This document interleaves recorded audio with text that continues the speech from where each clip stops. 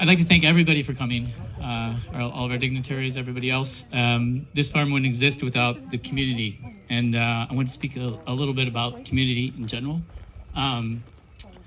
So when we had the idea for the farm, one of the reasons was because our son is severely autistic, and he, even though he's nonverbal, he's actually quite social.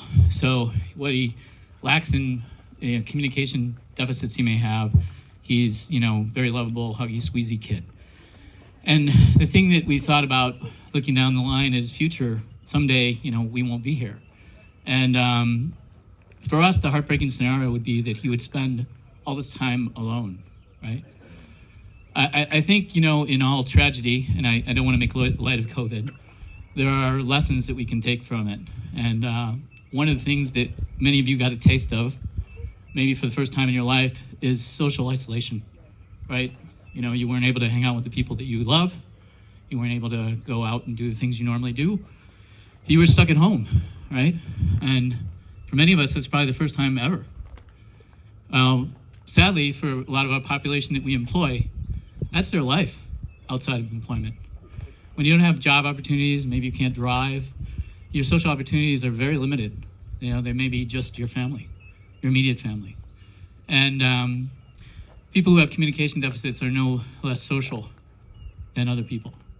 And I believe, as humans, we crave social interaction. It's a framework upon which a good life is built. And so we are here to try to build that good life for everybody. And I've always believed, I went to a Jesuit school, and the Jesuits are very well-educated guys. And they will tell you that the hallmark of a truly great society is how well it treats its least enfranchised members, right? And we want to see our least enfranchised members, or people who are less enfranchised, get the enfranchisement that they deserve to have the life like we all want to have. And part of that is employment. And part of that picture of employment, right here I have in my back pocket a bunch of paychecks, which a lot of people will be very happy to see here, right? Monday is a big day on this farm. Not because of all you.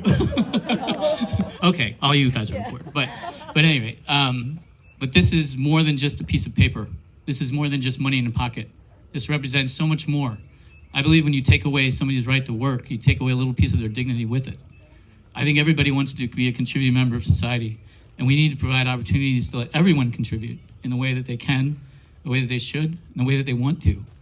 And in so doing, we'll also build a social fabric for them to interact with others in the same way all of us do. So COVID also helped us in another odd way. Some of the structures that you see built were built by a lot of volunteers, a lot of missionary volunteers from the LDS Church, who normally would have been out doing their missionary work, but they instead were grounded because of COVID. And that was terrible for them, but it was a huge boon for us because we were able to get so much done that we wouldn't otherwise have done. There's some of them right there. So I'd like to thank Cindy Lund and all the missionaries and the sisters from the LDS Church. They've been amazing, nothing short of amazing. I'd like to thank all of the other volunteers who have also been nothing short of amazing. But the most important people I'd like to thank are standing back there, and that's Farmer John and Katie Driesnack. They own this property.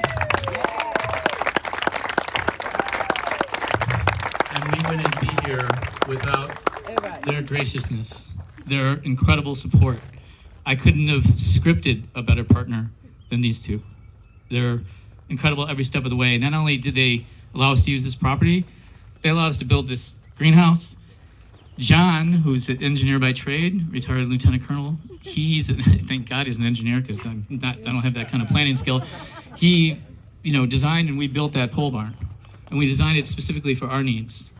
And he did most of that himself. And Katie, who was so amazing at organizational skills and everything else, that I ended up hiring her. And see now, yeah, been extraordinary. She's always looking for a paycheck, though. That's one bad problem with it. But at any rate, two of the most amazing people I've ever met. And if I died tomorrow, this mission would have been worth it just for the benefit of having met these guys. That's how great they are. And I wouldn't be here without my incredible wife.